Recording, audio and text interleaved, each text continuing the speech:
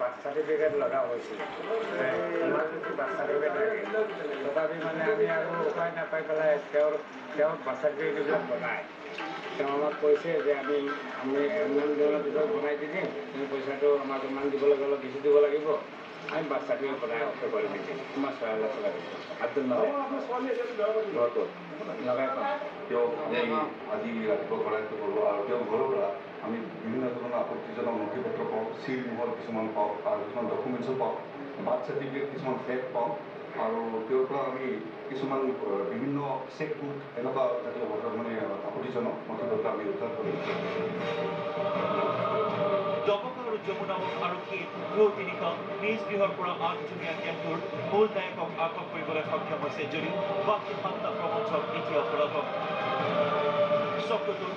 আন সদস্যৰ সন্ধানত আৰক্ষীয়ে অব্যাহত ৰাখিছে অনুসন্ধান